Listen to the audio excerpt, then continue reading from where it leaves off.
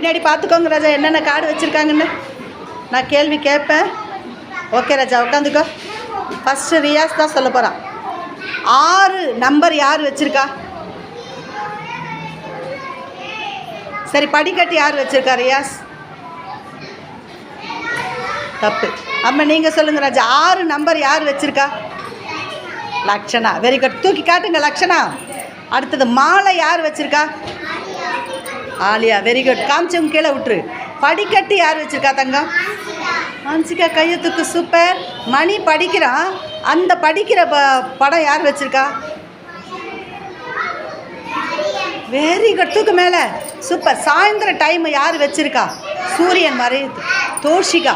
சரி, கையை விடுங்க குட்டி. அது அப்படியே ஒரு ரைமிங்காக சொல்லுங்கள் பார்க்கலாம். எப்படி சொல்லலாம்?